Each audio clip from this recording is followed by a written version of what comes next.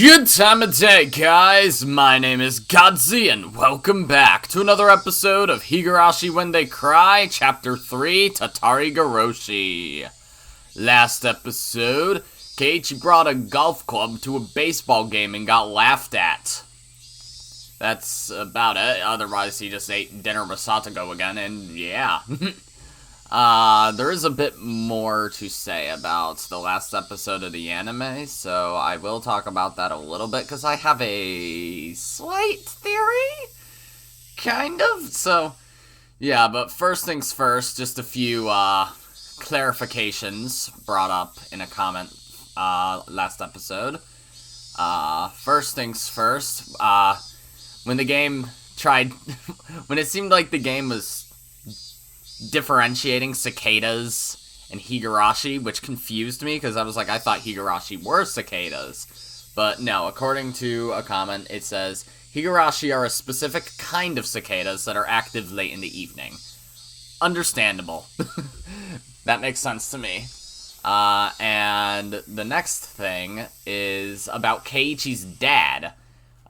Which says, the implication behind Keiichi's dad's work is indeed that he draws lewd anime girls. Definitely puts into perspective that time he took Keiichi to Angel Mort. I'd say, Christ. Jesus. Alright. So, now let's talk about the new episode of the anime. We're going into spoiler time, that means, so if you don't want spoilers, then mute right now, or else you probably will get spoiled, and that would only just be your own dumb fault. So, yeah, mute right now. Okay, so there's, from the same comment, about the stuff with Keiichi's dad and Higurashi and cicadas. I'll just read the comment. My brain not work very well today, but, you know, whatever. Yeah, so last time I commented, I had school and work and no time to collect my thoughts on what I saw. That's fine, don't worry. So actually, it was Rika who brought up the Neko-san story in Watanagashi. So the weird thing is that Keiichi was the one, too, this time. Maybe it's his memory of a previous life creeping in? That could be the case, since it is definitely possible for characters other than Rika to remember previous arcs. That's for sure. But I kind of have a different theory, because the most unnatural thing about that scene is Keiichi's reaction to it. Because it's like, he panics, Keiichi does. Like, obviously it's not a good idea to compare, like, Onikakushi and Onidamashi as to, like, sound mind Keiichi, assuming that in Watadamashi, Keiichi does not have Hinamizawa syndrome. The difference here, it's like, it's kind of weird, because it's like, whenever Mion and Watanagashi was being weird, or Shion, or even Oishi, he was panicking, being like, what the fuck? What the hell? Scared. He panics a lot. So it's weird that when Rika has her little Burncastle outburst against Keiichi, that he's just like, Rika? Just fucking Easter Island head the whole time. Like, either it's because he's shocked and he's just like, I cannot process this. What is happening? What just happened to this, like, 8-year-old girl? Why is she suddenly talking like this? Yada, yada, yada. But, what if instead of Satoko being the one controlled by, we'll just say controlled by Lambda Delta this arc, because, okay, I suppose to explain that. I kind of believe that that Go is still a sequel to Higurashi, but a prequel to Umineko. And my reasoning for that is, I believe it's either a continuation of the game between Burncastle and Lambda Delta, or the actual game between Burncastle and Lambda Delta. So I think what's happening is Burncastle was challenged by Lambda Delta to solve a new mystery for Higurashi that she made up. And so, Lambda Delta decided to have maybe 2 pieces, potentially. That, or she switches pieces each arc. I do think for sure that in Onidamashi there had to have been more to do with Satoko in order to explain how Rika and Satoko died.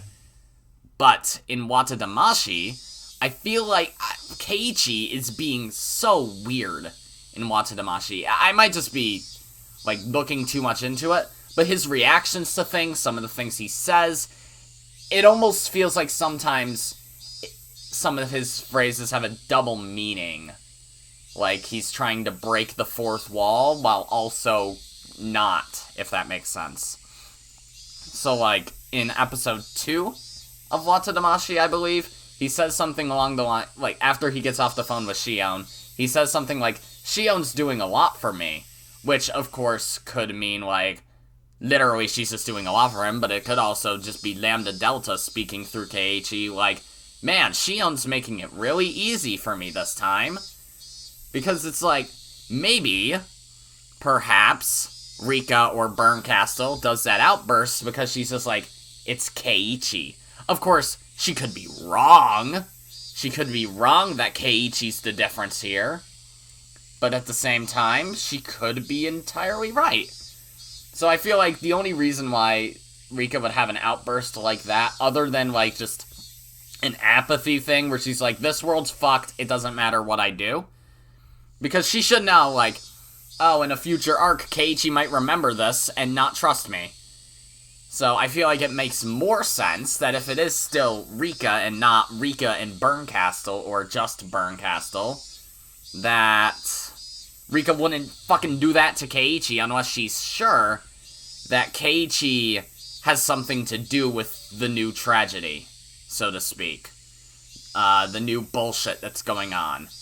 It could still be Satoko, but I think either it's one of 3 things. Either Satoko is the quote-unquote new culprit, Keiichi is the quote-unquote new culprit, or it's both of them and Lambda Delta can't choose, or she's choosing a different person each arc, perhaps, because it's like Satoko hasn't done anything in Watadamashi at all. So, that's something. I feel like another thing with it being Satoko, though, I feel like it's more likely Satoko than Keiichi, but the reason for that is that Lambda Delta, in my mind, resembles Satoko a lot more than she resembles Takano. Like, I know that, like, Takano, like, Mio Takano, her name, is supposed to translate roughly to 34, or something like that, and Lambda Delta, I believe, is 34 in Greek. Or maybe they're the numbers for 3 and 4 in Greek, I don't remember. And then, Veer in Caconia is also supposed to be 34. Not in age, but like her whole name. It's like Veer Dreisig, I think. And she also resembles Takano. So I feel like really the only thing that could be different with, like, the only inconsistency there is that Lambda Delta does not look like Takano or Veer. So it's like, how the hell is she different? Maybe Lambda Delta doesn't actually look like how she portrays herself in Umineko, and it's like an illusion, a costume, or a facade or something.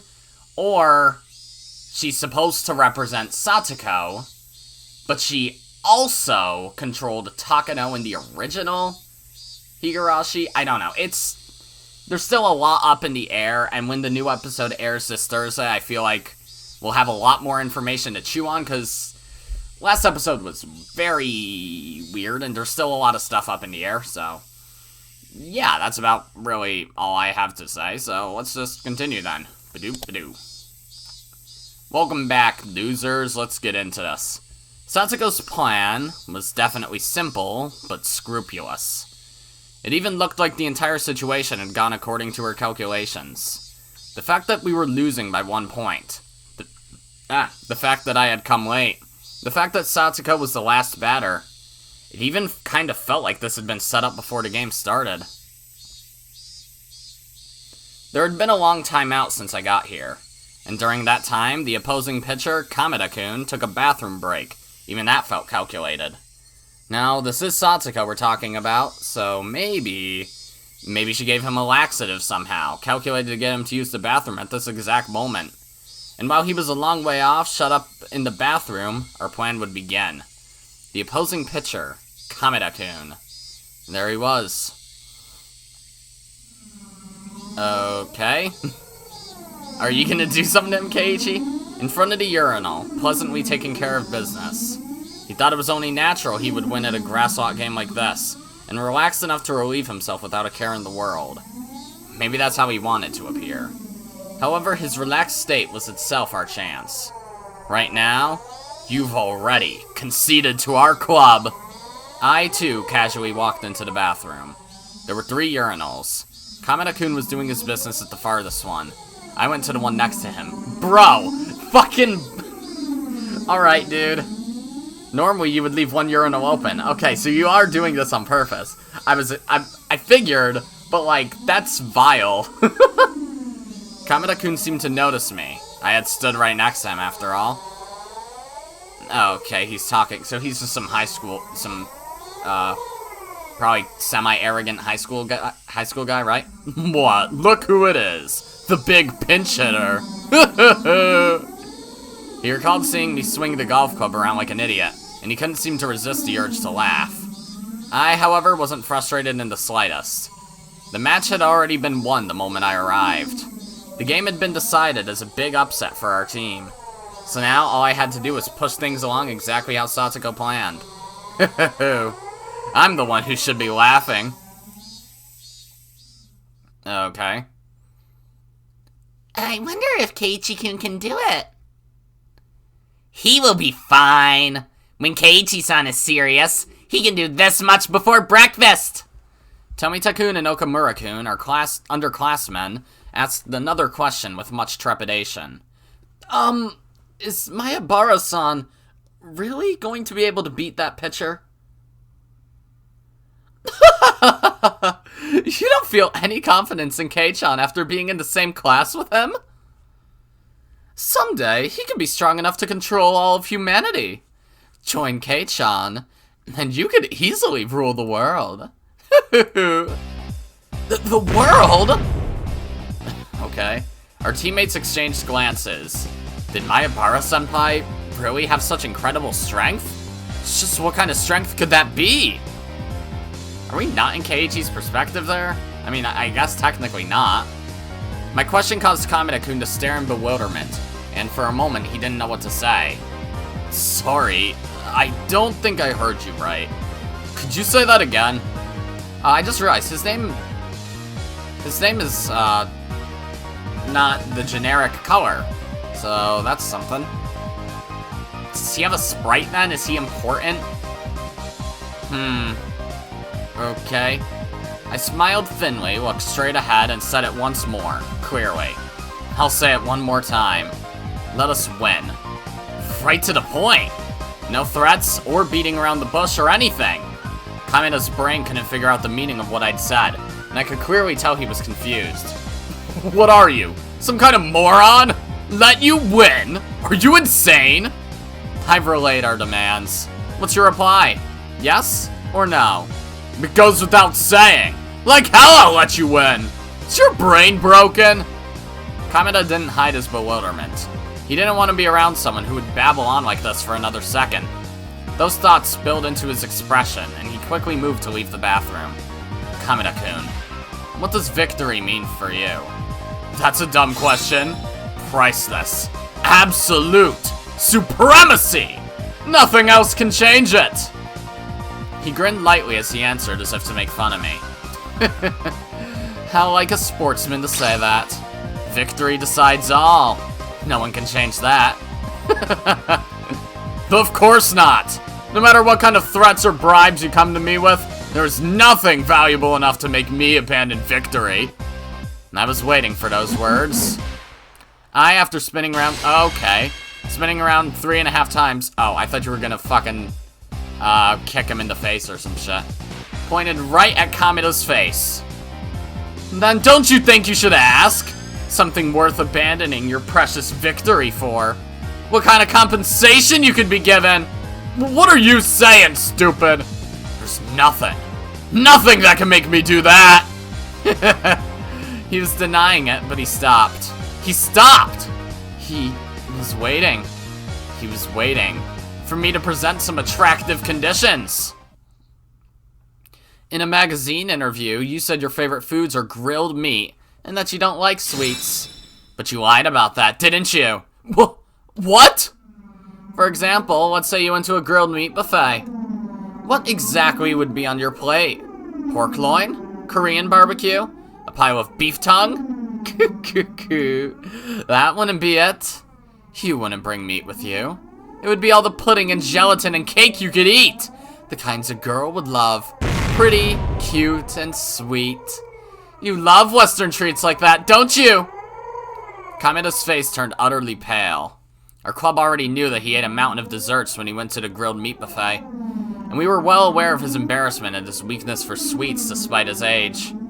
Kameda-kun couldn't possibly have known that the particular grilled meat buffet chain in Shishibone was owned by a member of the Sonozaki family. I'll have to be careful when I go out to eat with my parents from now on. No! I love the hearty, bone. No! What you like is gentle, soft, cute piles of desserts topped with colorful creams. It almost makes you think of a girl, adorned in frills and ribbons, pure, ignorant of shame. Cute desserts, like those girls, so clear and clean. And with your acne-laden face, your sports cut, and your lust in full display, you sully them. Crunch, crunch, munch, munch. Ah, shut up! That's right. You eat desserts, but you don't love them. You just dirty them, violate them, and chew them. All you do is relish in the enjoyment of soiling them.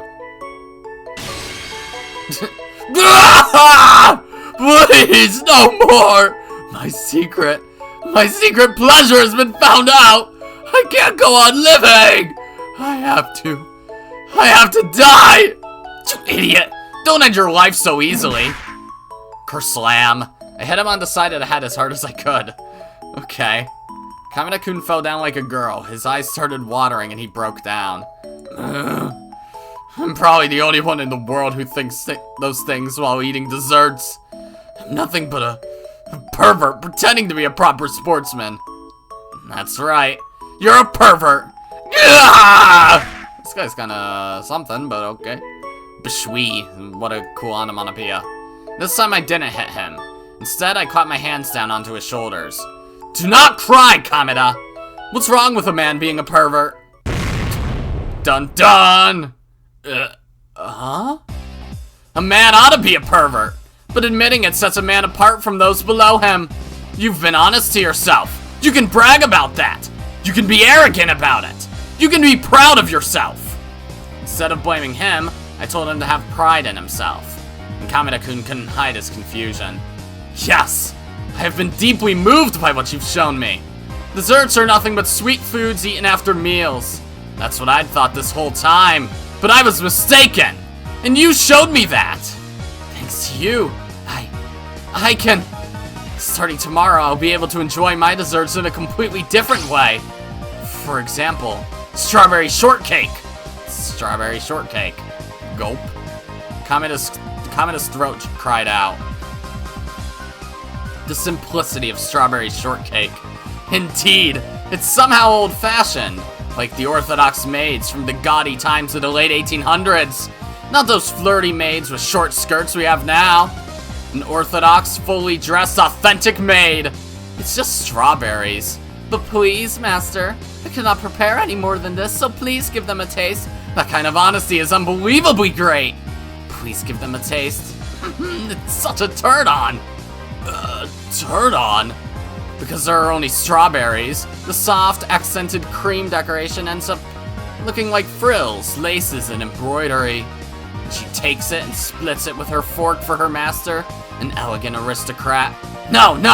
It'd be wilder if she took it and sucked on it vulgarly, like her bad master in his greasy sweat. No, more than that. Gulp. The dent in the strawberry after plucking it. Isn't that even better? And you let your tongue crawl over it. Huh? What kind of taste would that be? The dent. After you pick the strawberry. What is this fucking scene? Like... I'll go to Angel Mort on the way home and just gaze at that shortcake until I'm sated. The girls dressed up beautifully, just for me. I draw ever closer to the trembling maidens, and then, one by one, I show them. For everyone I eat, I hold my jaw tight, just like this, and appraise the goods, wondering who to go for next. Please translate girls as cake, alright? Keiichi-kun seems to be talking about cake combination patterns, emphasis mine. As if cherishing each one! I hold my jaw tight like this, and gulp. Has there ever been a man such as this who could speak so passionately about a single piece of strawberry shortcake? No, there is not! There has never been, I say! Such passionate feelings are trying to melt away the stubbornness in Kameda's mind. Kameda, say it one more time. Let us win. But that would... Then fine. I won't rely on you. I rejected Kameda outright and turned on my heel. Enough! We've lost this game. It's over. I don't care about it anymore. Instead, once this game is over, why don't I head down to Angel Mort and get all you can eat of those lovely young ladies, decorated like Western dolls and frills and ribbons? Tonight will be the greatest feast I have ever known! All you can eat! Thud. Despite this being the bathroom, Kameda-kun put both his hands on the floor. I was wrong! What's wrong, Kameda-kun? If you have something to say, then say it! This is the first time I've met someone like you! Until now, I've always thought something was wrong with me, and I had to have fun secretly. What are you waiting for, you tiny man? I already said, admitting your perversion is what separates the boys from the men. You are a man entitled to pride. Now, reach out your hand and show me how great you really are. Come with me and accept that it is our world.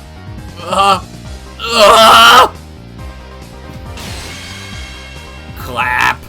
Kameda-kun was crying tears of gratitude, unable to speak. That was the moment we exchanged the most zealous handshake the world has ever known. The handshake of the bond of our souls, ardent and intense, tight and steadfast. For a long time, we remained that way. It was an enthusiastic handshake, as though we were two brothers separated at birth, embracing each other tightly as though it would give us back the time we had spent apart. That was the moment the man who would pass into legend for eating so much during Angel Mort's all-you-can-eat dessert day that he was banned from the restaurant forevermore was born. He would eventually write in his autobiography that our meeting this day was fate, but none of that had anything to do with this. Then, until later, for now, just play the game the way I described it. With just that, I turned on my heel and made to leave the bathroom. But then Kameda-kun stopped me. Wait! At least, tell me your name! Who, me? My name is Keiichi Maebara. No. Kinda didn't feel like using my real name. Anyway, maybe I should lie to him and use a code name. Just call me... K. K. K. K! Wait, was that actually an embarrassing name? I left the bathroom behind me at a quick pace, hiding my embarrassment. But from what I heard later, I apparently looked quite gallant coming out like that. Satoko to Keiichi-san! How did things go? Keiichi to Satoko. Negotiations successful. We settled on he and I getting all-you-can-eat dessert at Angel Mort. Mion, no problem, right? 2 guests for Angel Mort's all-you-can-eat dessert. Roger that. I'll set it up. I am actually quite interested in how you negotiated with him. They had a really fun talk about how delicious dessert is, probably. Probably. Huh? In a way. After that, the game started again.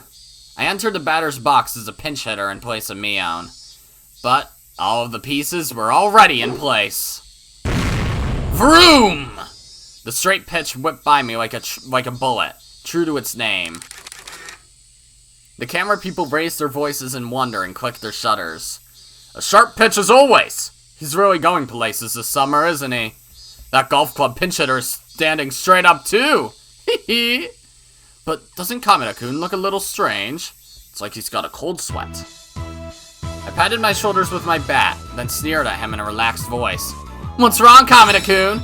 Not feeling well today? Oh god, he does have a sprite. Okay, he's not as, like, abrasive looking as I thought he was. He's more... he looks like crew cut Ryuji. I couldn't swing at the ball because I was too busy laughing at it. Was that all you got? You little... Yeah, Ryuji voice should work fine for this extra. Vroom! The next pitch, with the same incredible speed as before. It curved sharply and should have thrown off the batter's skill. But Keiichi didn't move at all. You're speaking in third person, cool. He just watched coolly. I have fucking notifications on Discord, awesome. You don't need any little tricks on a straight pitch, Kameda-kun. Do people fall for those curves a lot? Batters around here, that is.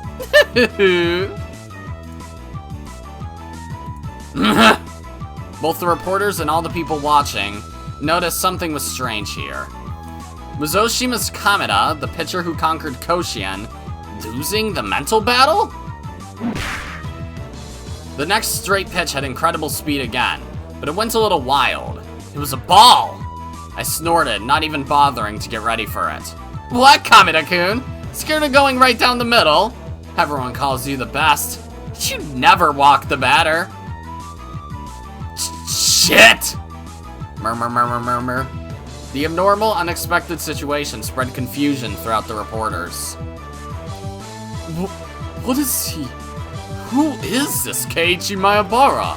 How can he be so relaxed when faced with that supreme fastball? He's just bluffing. He knows he can't win. Kameda would never throw a ball that an insincere guy like that could hit. No, I don't think it's a bluff. They say that at a high level you can see right through others. Kameda is, without a doubt, one of the best. Which must mean he can see through to that mysterious man's true value. A really business person looking guy took off his sunglasses and gazed upon Keiichi. Huh. Is this... could it be? The idiot pinch hitter who came in cheering them on with a golf club was actually a genius? I'm sure baseball has long since lost its charm for him, and now he's trying to switch over to golf. A genius slugger making a transfer into the golf world. What a tremendous loss for baseball! Stop the presses! We're changing up our sports columns!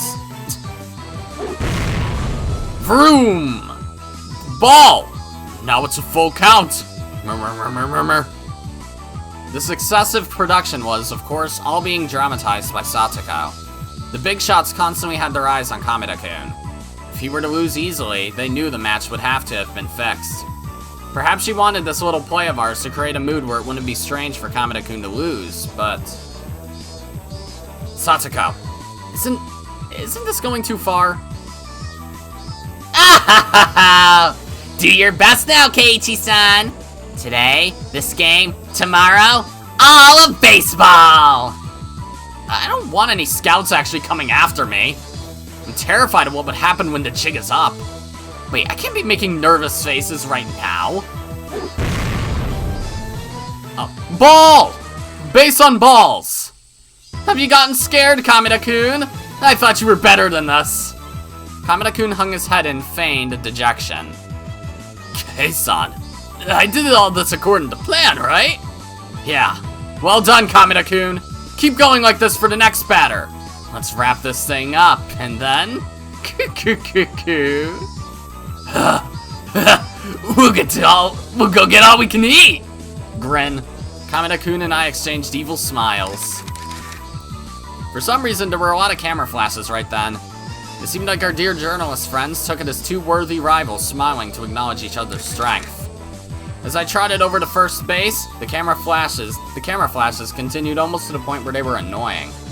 When I got to first base, one of the reporters came over for an interview. Maebara-kun, do you plan on settling the score with Kameda-kun and Koshien? Things seemed like they were about to get too big for me. Maybe I should just be honest and confess that I'm not really into baseball. Koshien? I've never been interested in Japanese baseball. Sorry. Whoa! This man, right from the start, he was always aiming for the world. He might become Japan's first ever big leaguer. What? The conversation was getting fantastically out of hand. Oh, I don't care anymore. I'll strike a guts pose for the cameras in desperation. Yes! Kei-chan got on base, just as planned. So then what? Next, Satoko-chan is at bat. What will she do? What will she do? Alright then. Time to get that walk-off home run and win it all. Okay, sure. Satoko stepped up to the plate, waving the bat around. The reporters couldn't hold back their laughter. Maybe because they had just seen his battle with me. Mayabara-kun finally got on base, but now it's all over. I see, so this is why Kameda-kun intentionally walked him. He didn't even fight it. He waited for an easier opponent for the final out. But to avoid a direct confrontation like that, we cannot make light of him. That Keiichi Mayabara. Alright! Come on now, Kameda-san!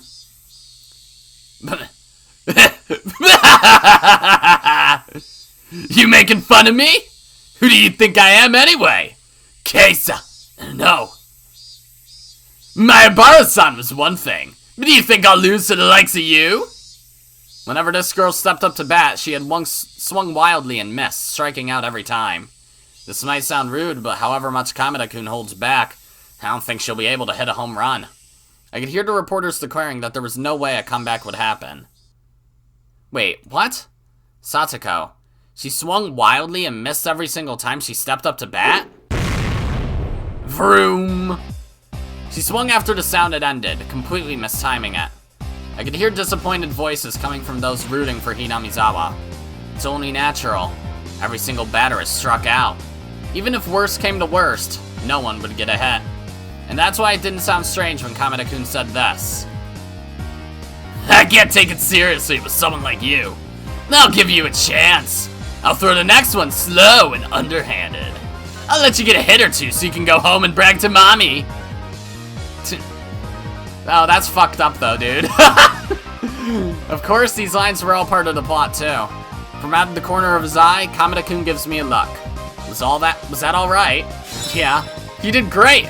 Looked very natural. Kameda, you are a splendid actor. No, compared to Kei-san, I'm nothing. Even that exchange was seen as heated and enthusiastic by the reporters. But Kei-san, however slowly I pitch, can this girl really hit it? Don't worry, throw the ball like we planned. I think I've got a good idea of how this will turn out. Our exchange over, Kameda-kun moved from set position into a pitching stance. Come then!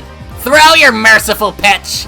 I'll hit a huge home run off of it! Is this a reference or something? Probably. She had struck out every time she was at bat. When I heard that, my vague ideas became firm beliefs. And out of Kameda-kun's hand comes a slow, lazy pitch as though they were playing catch. Normal people would probably be able to hit it, but for Satoko, who had been striking out the whole time, just when people started to think that way, the members of our club had already realized that Satoko's trap had begun.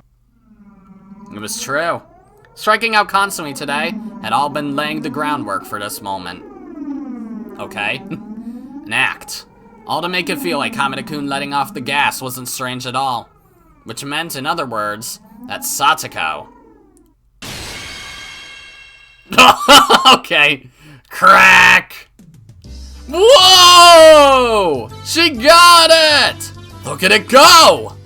I don't even need to run, do I? The super huge home run that Satoko hit disappeared over the roof of the school. The reporters lost their words at the sight. And then, roars of applause. Fucking Kameda in the corner there. Despite this being what we'd anticipated, I can't help but stare in mute amazement at the gorgeous home run. Satoko strutted over to first base. Come on, what are you doing, Keiichi-san? Second base is that way. Satoko, you're really good at baseball. Satoko grinned, showing her fang-like canines in reply. What is it with teeth in this chapter? I swear to God! Come to think of it, she played baseball a lot with Tomita-kun and the others during lunch, didn't she? The fact that they always invited her to play meant that she was by no means bad at it. And you purposely struck out all those times? Since before Kameda-kun even got here? Jeez, you've really got something for every occasion. I say this all the time, do I not? I only have one trap. And when everything's about to come to a conclusion, it's enough that I don't even have to worry. Damn it. That sounded kind of cool. Basically, she was just bragging about hitting the ball. But when Satoko did it, it looked so cool. We crossed home plate in order. Me, then Satoko. And completed our walk-off home run. Our teammates welcomed us back with their blessings. Mayabara-san! That was amazing! Totally cool! I never thought it would happen! Tomita-kun and Okamura-kun praised me. How about that, Tomita-kun? Okamura-kun? I turned the things around just fine! Rena thinks you were cool too! Good work! Ha! It was nothing! I briskly caught my hand against Rena's outstretched palm. Satoko did brilliantly too! She gave us a spectacular ending! Who do you think I am? Man, can't underestimate her. Satoko Hojo. I read that line very strangely. Keiichi was great too, winning Kameda over like that. He is a magician of words. Rika-chan, I don't think that's a compliment. But really, only Keiichi-san could have pulled off such a drastic move. I wouldn't have been able to do it myself. I would very much like you to teach me sometime. If Satoko earned such displays of power, that's terrifying to even imagine. I'd prefer it if you didn't mimic me. After declaring the match over, the umpire came to us. Well, I never. You actually won. I'm shocked. We said Satoko could hit it, didn't we? You didn't believe us at all. The umpire scratched his head apologetically and apologized to Satoko, smiling dryly. And Keiichi-kun was amazing too, wasn't he? Keiichi-kun is actually the most reliable person here.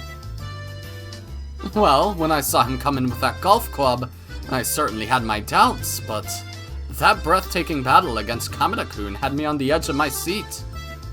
Right, that breathtaking farce. I quirked a wry smile. Not even the Buddha would have realized that while everyone thought this was a fair match, Kameda-kun and I were thinking about our evil dessert-violating ways. That's still so weird. Excuse me, coach? You remember your promise, do you not? Yeah, this is... I guess I have no choice.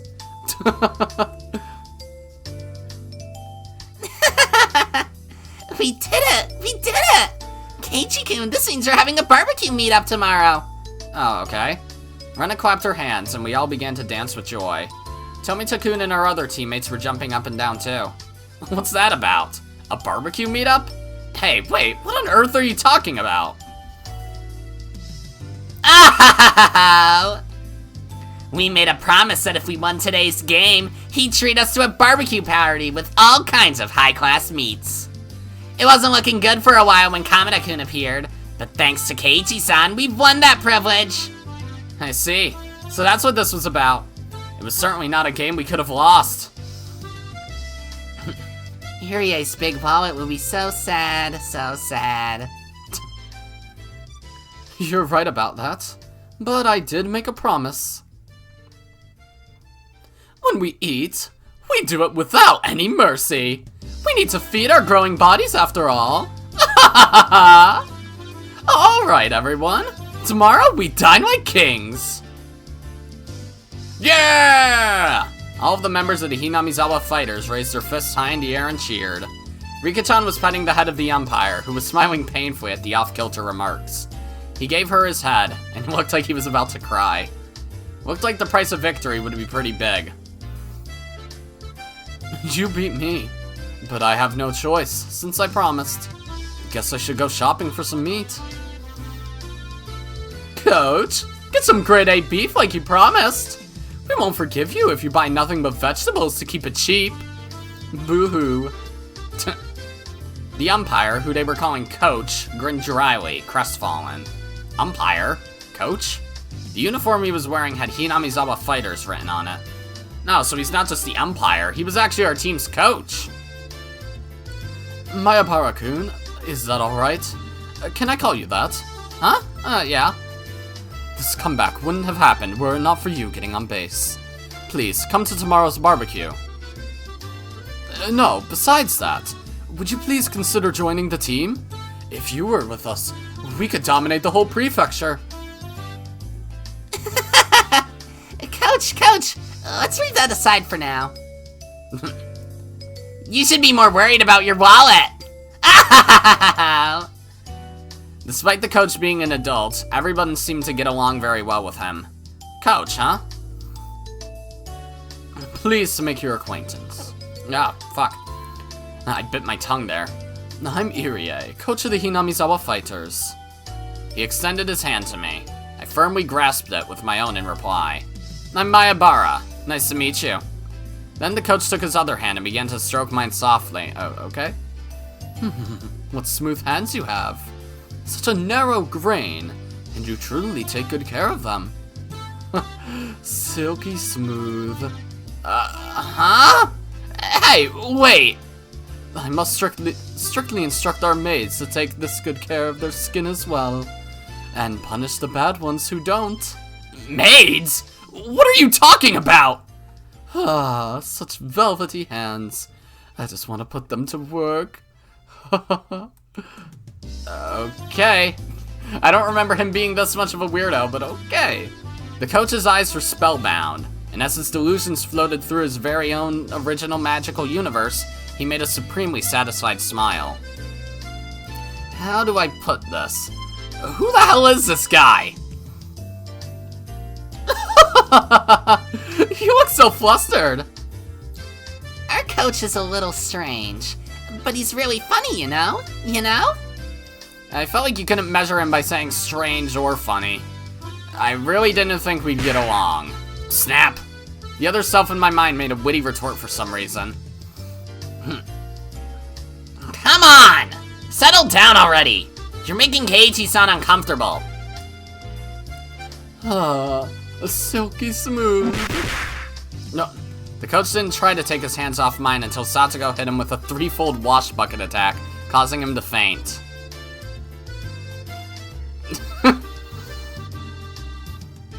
Okay, I didn't remember Irie being that weird. Granted, I didn't remember much about Irie to begin with, so yeah. Oh, okay, Satoko's trap course advanced. What we doing here? Achievement unlocked, New Horizons, and it's a piece of cake. Wait, are we not gonna see him and Kameda there? That's kinda good, I guess, because that would probably be freaky. I don't want to see those two, perving on people while they eat cake, so, yeah. Okay, so, we've got Irie in there, too. Is Satoko gonna prank Irie? Wait, they're in school. Okay. It was a peaceful lunch break. Thud, clatter, splash. What? What was that? I just heard something really loud from the hallway. What was it? We rushed into the hallway, and to our surprise, Coach was there with a water bucket overturned on his head. Coach, are you okay? Man, you sure got me. Hello, everyone. Coach greets us, cool and calm. What's going on, Coach? You don't come to school very much. Well, I do come here once a week as part of my job. Okay, I see. It had been quiet here for a while, but I totally let my guard down. Satoko-chan's little tricks always come when you least expect them. Would you be okay in those clothes? Oh, I'm fine. I was just thinking of taking a nice bath, so this is actually cooling me off. You sure are calm, Coach. In fact, you never get mad. It really makes you come off as an adult. She was right. If I were Coach, I would have started running around with the bucket still on my head looking for her. His adult way of not getting mad at every little child's prank was admirable. Listen, Mayabara-san, with things like this, changing your perspective just a little can make it either irritating or pleasant. It's all about how you react to it. If there's some secret trick to staying so calm after getting hit in the head with a bucket filled with water, then I'm begging you, tell me. For example, let's say there was this old and traditional family dating back to the Meiji era. Okay. And let's say they had many maids under their employ. Okay. Being a large house, of course, they have all kinds of maids. From the veteran ones who turned mean and don't want to give up their jobs, to the young ones full of energy. See, can you imagine that? Yes. Yes! A space filled with dreamy maids in pink and peach adorned with frills and headbands, with Coach at their center, began to spread out before me. The newer maids, with all their youthful vitality, giving everything they have to please their master, but the older maids won't allow that to happen. They find fault with everything they do, bullying them and tormenting them all day long. Look, there's still so much dust here. Oh, I'm so sorry. Do it over. Splash. A bucket falls upside down on the maid. She's soaking wet and she wants to cry, but still puts on a brave face. Maids. Okay. I don't get it, but it sounds fun. Maybe Rena should be a maid too. Don't give ammunition to... God, like, most characters in this game are perverted as fuck, but it's like, okay, fine, but... Oh, jeez, stop! You've even infected Rena! And you, Kei-chan! Don't go getting lost forever in Coach's world! So why is he obsessed with maids? If not for this character trait, Coach would be a good person too. One Satoko Hojo-san sighted. I say, Satoko-san, what is this? I say, look at all this dust. I say, it's time for you to be punished.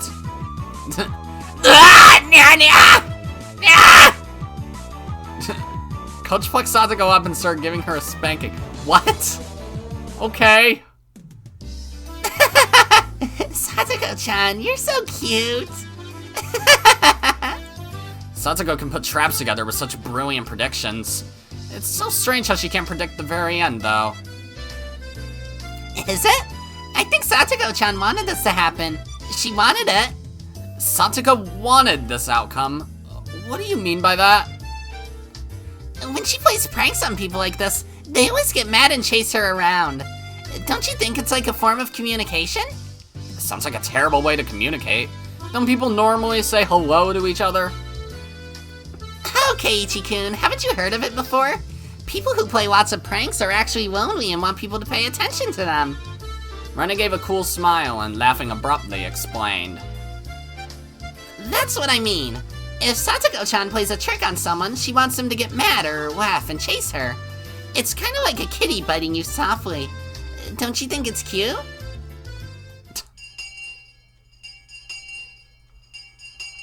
This is a long-ass tip. They will definitely be surprised right here and jump backwards. So if I put it in this spot, it will work for certain. Satoko, regaling us with her trap philosophy, was improving the already brutal trap hell on the mountain. If Rena was right and her traps are to get people to pay attention to her, then all of these traps on this mountain were basically a crystallized form of those feelings. Alone with Rika-chan, setting up trap after trap after trap in the mountains. Always waiting for someone to fall into them. But nobody needed to come to this mountain in the first place. Without a doubt, she and Rika-chan had spent a lot of time imagining how victims caught in their traps would react. Satoko separated for so long from her beloved Nini, Satoshi. With her stubbornness, she never once said that she wanted him to come home. But all the traps sleeping on the mountain told me how Satoko really felt. Keiichi-san, are you listening? Oh, sorry about that. What'd you say? All you have to do is pound one nail into the tree trunk like this, and it's already a great trap. If you trip up right there and smack your forehead into it, it would really hurt. A human hammer pushing a nail into your forehead. Yeah, that sounds painful. If it was someone really, really evil, this trap could put them to death. I do so look forward to seeing what sort of villain gets caught by it. Why do you keep glancing at me like that? Are you saying you want me to fall for it? I could get really badly hurt, you know. Maybe you shouldn't be using this trap. Is that so? Well, it is true that I can't use traps without love behind them. Then I'll just move the nail here so that after the villain really reforms their behavior, they won't get caught by it. Satoko immersed herself in adjusting the nail's position. Traps of love, huh? Maybe Coach was right. Just by reacting a little differently, everything changes. Come to think of it, maybe you can feel humor and warmth even when Satoko's traps get you. All finished! Now it's absolutely perfect where it is. What do you think, Keiichi-san? Yeah, it's perfect. I hope a villain comes along and gets caught by this trap. Ha ha ha! No, of course it would be better if that didn't happen. It looked a little painful, but I considered coming here sometime and getting caught in it. Okay. So then we move on.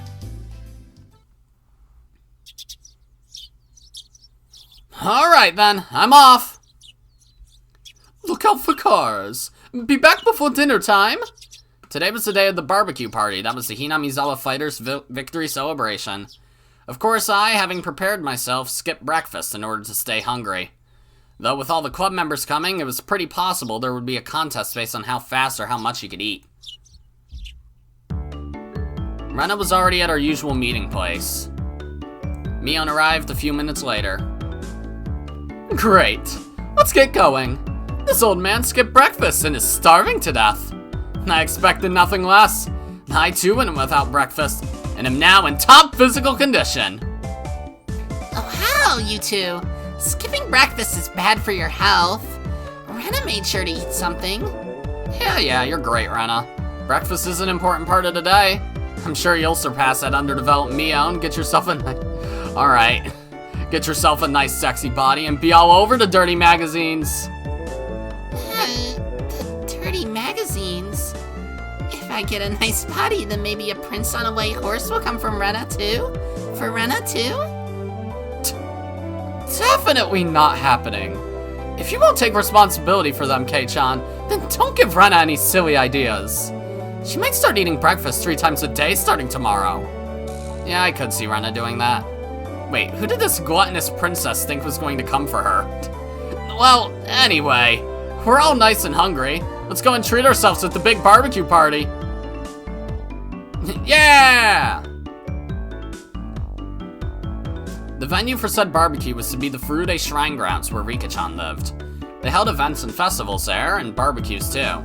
It was a place that held all sorts of ceremonies in Hinamizawa. Come to think of it, there was supposed to be a big village festival coming up, wasn't there? Watanagashi or something. The scenery you could see from that high up was fairly superb, and the calm atmosphere, particular to shrines, was something fairly difficult to find in the city.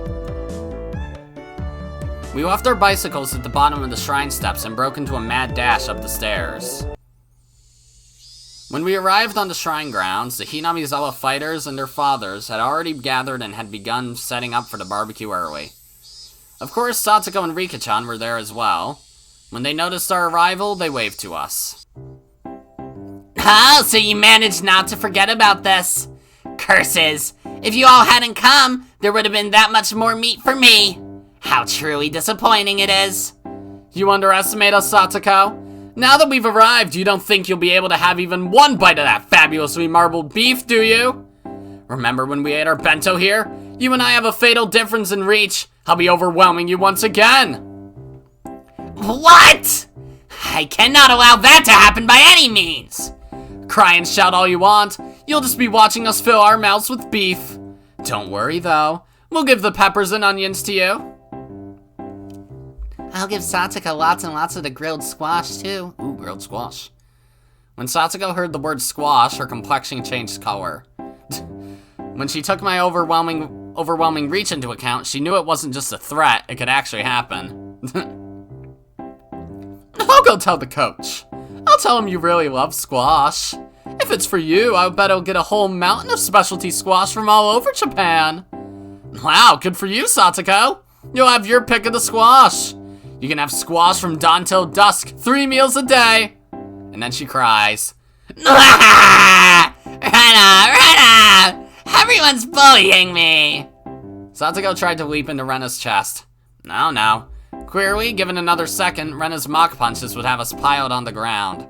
So, just before Satoko hit Rena, I grabbed her by the nape of the neck and pulled her back. A superb reaction with only seconds of foresight. At least, it was supposed to be. But for Rena, when I caught the weeping, crying Satoko, it looked like I was keeping her to myself. Bam, bam, bam. Hey! Now, Keiichi-kun. This is Rena's, okay? I'm taking her home. Rena-san! Beat up Mio-san and Rika like that, too. Whoa, hold on there. Ah! Bam, bam, bam. Okay, now where could Rika be? There she is. Rena-san over there. Just wait, Satoko-chan. I'll take care of her right away. And I'm bringing you straight home. Meep. Meep. Satoko, you're mean. Rika-chan's so cute, too.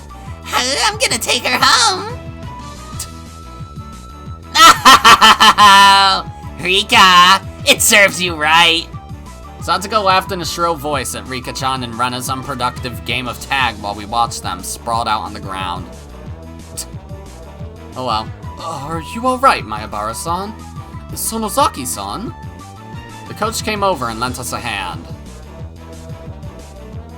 Yeah, this is just how we communicate, that's all. Don't mind us. If the way we communicate ends up leaving bruises on my face, then I don't want any more to do with it. You never learn, do you? Laughed the coach loudly. It made us start to laugh too. Satoko's laughter, Rika-chan's yelling, and Rena's strange voice were kind of comfortable to hear. Too bad we're all gonna die.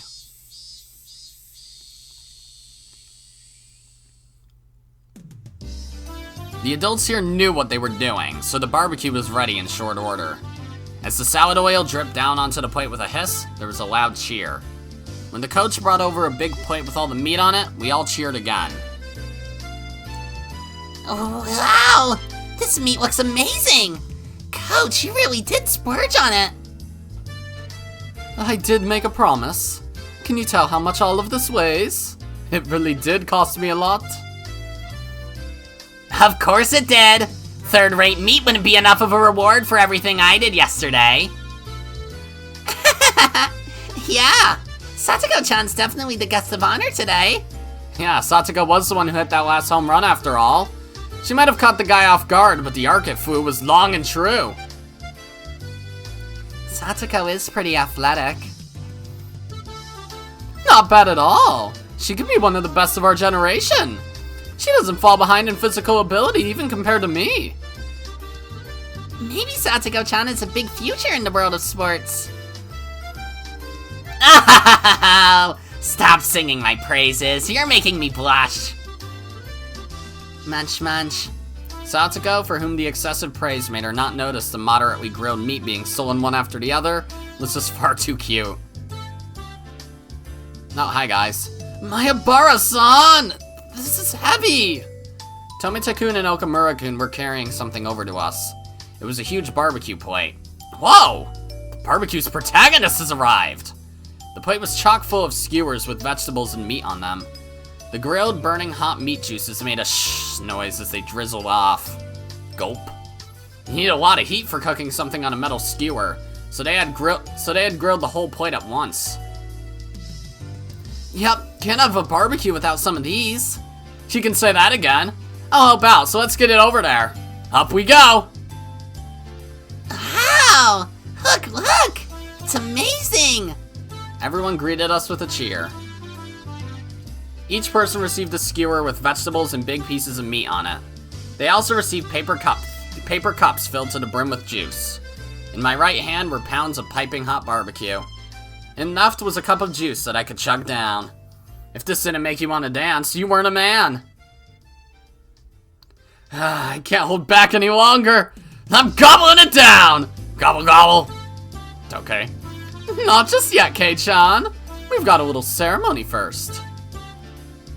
Can I have your attention, everyone? The coach, with a cup of beer in his hand, mounted the nearby beer cooler. This was supposed to be a victory celebration, after all. We needed an opening statement. Damn, I hope it ends soon. For every second this goes on for, a little more of the food's freshness goes away. Huh? Satoko stomped down onto the back of my foot. My word. Men your age are so greedy. Can you not wait a little more elegantly? Is everything I'm thinking really showing on my face? Okay, is everyone listening? We won a huge game yesterday. It had become a hard battle after that amazing pitcher came in. But thanks to equally reliable saviors on our side, we scored a beautiful turnaround victory. Clap, clap, clap. Both my hands were full, so the adults and older brothers gave us a round of applause. This is to celebrate that victory. As promised, I got a ton of delicious meat for everyone. Eat as much as you want and use that energy on our next game. Then, after a few words of thanks to the fathers and brothers who helped with the barbecue, he led us in a toast. Cheers! They say that when toasting, you would normally down the contents of your cup. But we were young. At the toast, all of us immediately began to dig into our skewers. After that, it got really lively, with everyone congratulating one another for things they did during the game. Like how someone made a great catch, or how awesome someone looked when stealing a base. Of course, they congratulated me too, the savior who appeared to fight against the Koshien pitcher. Well, even what I did was all thanks to Satoko. Satoko did have a plan, but you're the only one who could have won over Kameda like you did, Kei-chan. You did more than enough to deserve praise.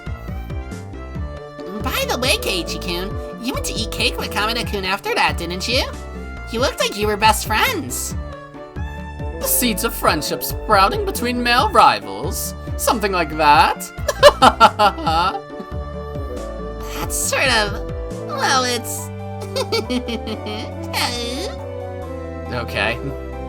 I violently brushed through Rena's hair as she turned red in the face for some reason at the mention of friendship between males, dispersing her pleasant-seeming ideas.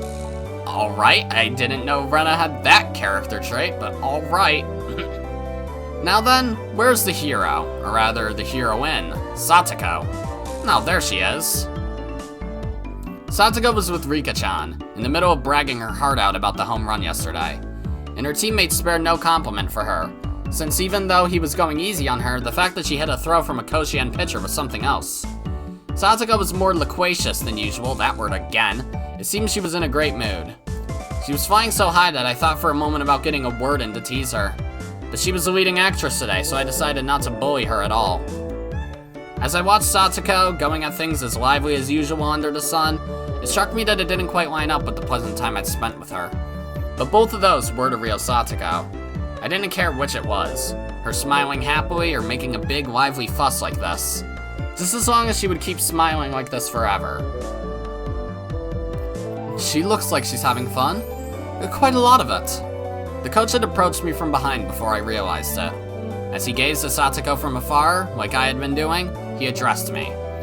So I could tell he was talking about her. Doesn't it just cleanse your soul to see Satoko-chan smiling? He smiled, refreshed, searching for confirmation.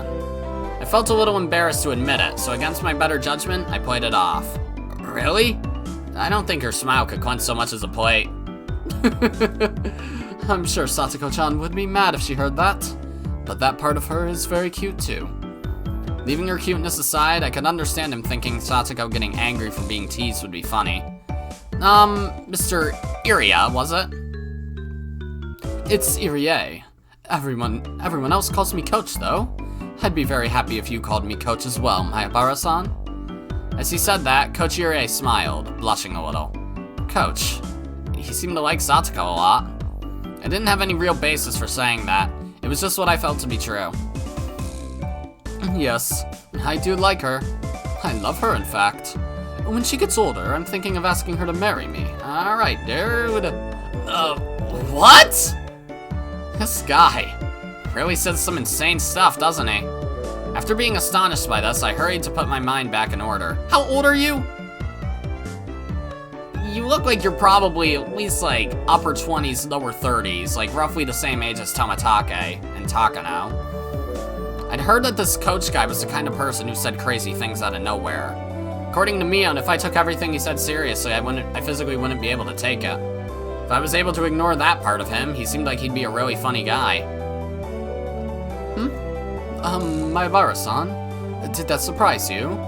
Could it be you're going after Satoko-chan yourself? That would bother me then. I've been going after her for decades now, you know. Coach, Satoko hasn't even been alive for much more than a decade. Oh, for much more than a decade. Okay, so they're like 11 or 12 then? Okay. Coach gave a dry grin and laughed. Was this how I should be doing it? I must somehow master the art of responding to this coach guy. After that, I received many words of praise for my actions. Almost too many. As that conversation was happening, leaving aside the controversial statements this coach person would spout suddenly, I learned he was very composed and not a bad guy by any stretch. I think Satoko deserves more praise for that crazy home run she got. I honestly didn't think she had it in her. Satoko-chan's older brother was more the quiet bookworm type. She probably inherited the exact opposite skill set. Her brother? Right, he meant Satoshi. The one who left Satoko and ran away from home. Satoko's Nini. Satoshi Hojo. Do you not know about him? Satoko-chan's older brother, I mean. His name is Satoshi Hojo-kun, and he played with the Hinamizawa fighters too. I wanted him to play a lot more, but then he transferred. Huh, I see. So he transferred. Yeah, maybe that was a little more considerate than saying he ran away. Now that he mentioned it, I think it was Rena. I think she said Satoshi transferred too. Ooh. Did she this arc though? I'm pretty sure she hasn't said a single thing about Satoshi this arc. I didn't know the details of him having run away from home at the time, so I didn't pay much attention to it, but... Only her brother transferred? That's sort of unusual. My throat's not being nice to me. Everyone having fun was far away, and their cheerful voices distant. The chorus of the cicadas separated us from them, giving me a sense of distance. At first, I thought my own voice was too soft for even me to hear, but for a really long time, Coach didn't respond to my words. So at this point, I began to wonder if I had said something I shouldn't have. Just when I began to feel impatient, Coach finally spoke. Something unfortunate happened. A few things, actually. After informing me that what he was about to say was a secret, Coach began to talk, a little at a time. It's been 3 years already. Right around this time of year, I think. Satoko-chan's parents were in an accident. An accident? Yes.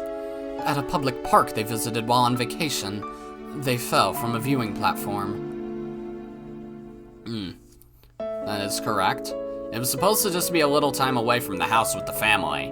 They went for a walk on a path through a nature park after it had rained. There was a little viewing platform that looked like it had a good view. That was the stage on which the tragedy was set. The metal fixtures in the viewing platform fence had deteriorated from time, and with all the rain they had just gotten, they might have loosened somewhat. Right before Satoko's eyes, both the fence and her parents fell. There was a river some tens of meters below. The water level was high due to the rain and apparently very muddy. And her parents? Coach gave a thin but melancholic smile and touched his paper cup to his lips. Without saying anything, I knew how unfortunate that accident was, and how Satoko's parents had left on an eternal vacation. Then Satoko is... well... I was so focused on being careful with my words that I lost what I was going to say. A single word orphaned. I knew how little consideration it showed and how much it would hurt Satoko without having to say it aloud. Come to think of it, Satoko lived with Rika-chan. At least that's what I thought I heard from others. Wait, Rika-chan? Her father died from illness too, and her mother soon after. I felt like I heard she was living by herself. Yes, she's living with Furude-san right now. They've probably lived many discouraging days without any parents, but they've gotten along by helping each other. Going on living without the protection of parents is very difficult for kids that age, I think. Mayabara-san, you can probably understand that as well. I've only survived because I rely on my parents, so the only reply I could give was to nod. Furude-san is particularly beloved by the older people in the village. As long as she's here, she won't want for much. Come to think of it, you're right. Rika-chan kinda seems like the village mascot sometimes. I don't think she'd have a hard time living here. Rika-chan could go meep just once and get 2 or 3 croquettes from a vendor after all. I felt like if she asked for help, everyone in the village would. But that only applies to Furude-san in particular. Satoko-chan doesn't have it the same way. Rika being so spoiled was just an exception. Upon thinking about it normally, living on your own as a child should be fraught with difficulty. It wasn't then very difficult to imagine how much suffering Satoko had to go through just to live. It wasn't very difficult to imagine. Was I really thinking that? No, I was only thinking the words. I couldn't imagine it in the slightest. How was I supposed to imagine it when I saw that annoying smile of hers? There was no way I could. I found out she was living apart from her brother, and I just kind of vaguely thought that it was rather unfortunate. I mean, Satoko was smiling so energetically every single day. Was I thinking that her smiling meant she wasn't hurt? That she didn't feel lonely? When she found out my parents were coming home the other night, Satoko said, "A family sitting around the dinner table is the most fun way to enjoy a meal of all." Those words held a lot more weight now. I've seriously considered adopting her. Oh, really? Huh. Adoption? It's a secret. After warning me, Coach put his index finger to his lips. I've lived a really steady life all these years. I have money and a good reputation, but marriage is the one thing I never got around to. And by law, obviously, a single individual can't adopt a child, so I can't make Satoko-chan my adopted daughter. What a shame. It didn't take long for my plan to get her to call me Papa to hit a setback.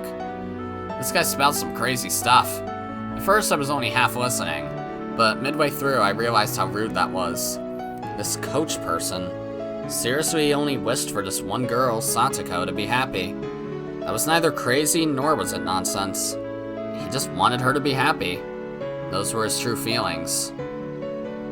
Satoko-chan's current lifestyle is probably not a very happy one, but, you know, I want to make it easier for her, even if it's only a little.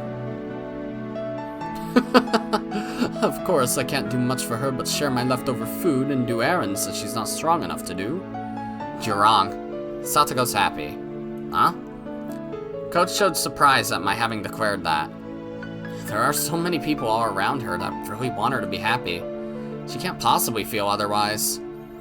I spoke with a serious expression, quietly but firmly all the same. It was my approval of his feelings, and my gratitude as Satoko's Nini. Thank you. Still, keep this a secret from Satoko-chan, okay?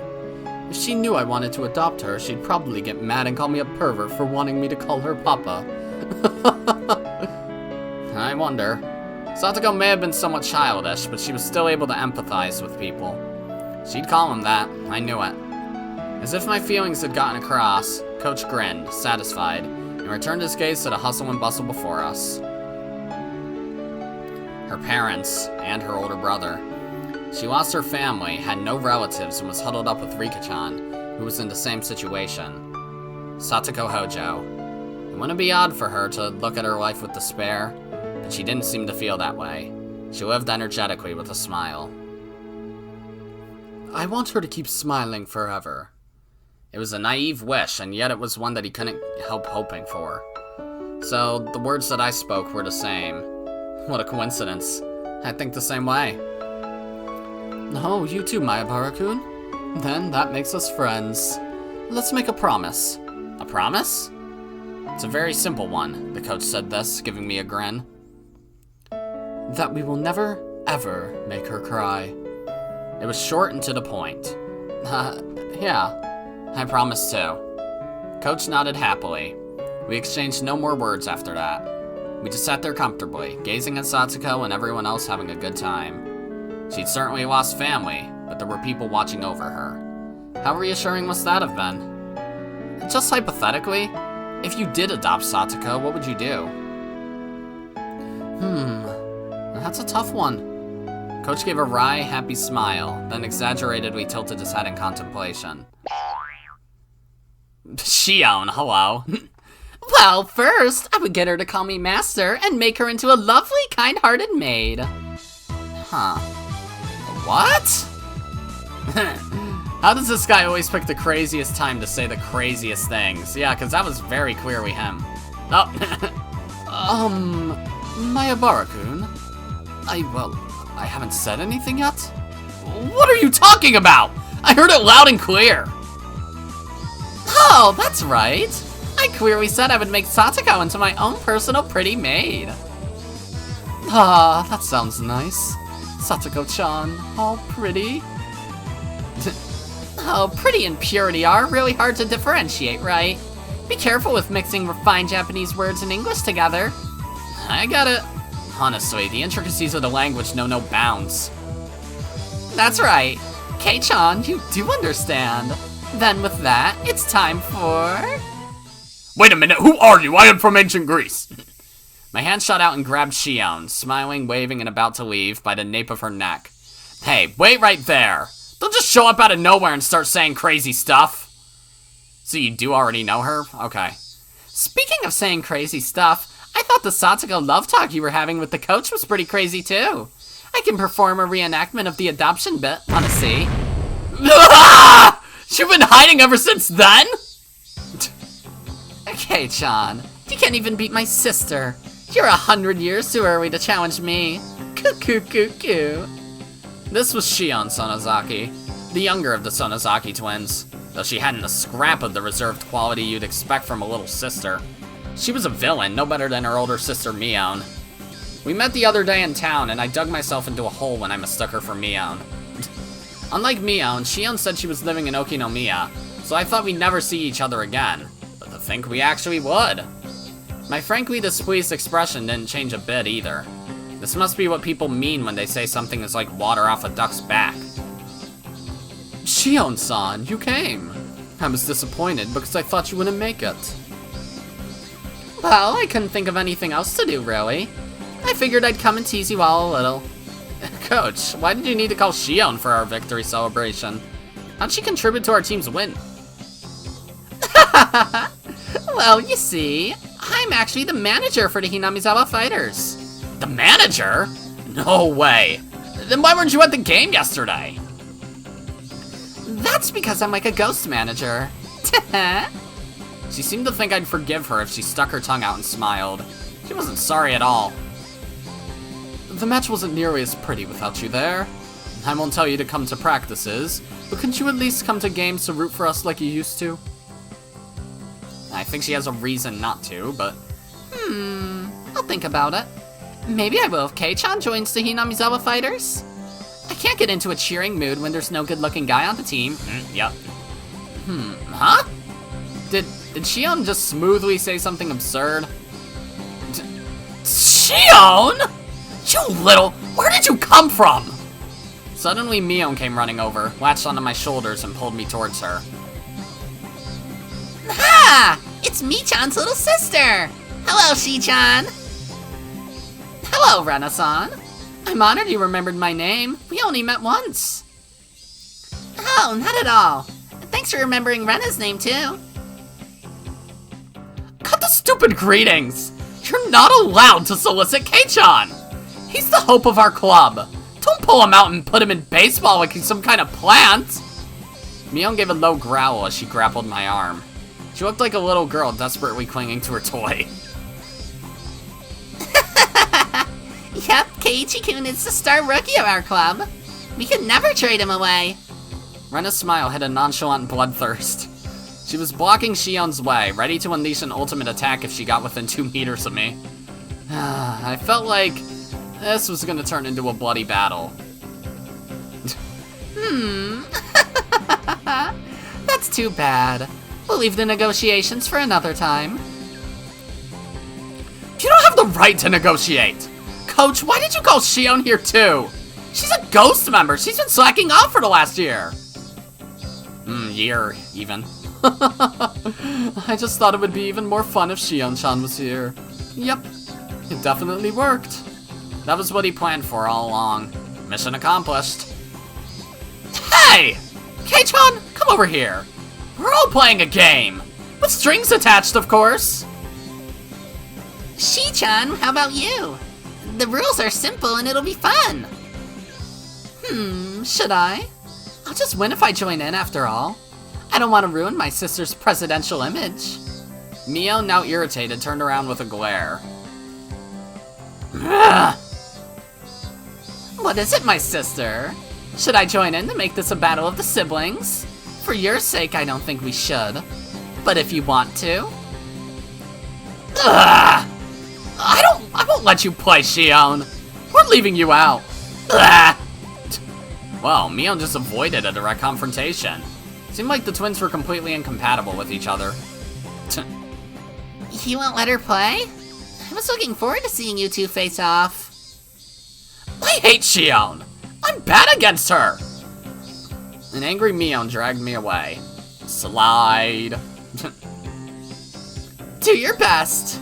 I'll be rooting for you. Go for it, Kei-chan. Yay! Shion waved her hand at us, reveling in the bliss of teasing Mion. Is this chapter still going? Okay, well, I think I'm gonna end things here for now then. I don't know how much more of this chapter, part, whatever, is left. But I'd imagine it's probably only like half over by now, and this is a good enough stopping point. So yeah, that's gonna be it for this episode, guys. If you liked it, then be sure to press the like button. And if you didn't like it, then fuck you too.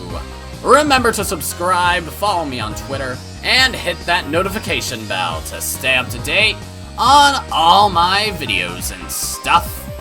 And as always, my name is Godzi, and I will see you all next time. Goodbye!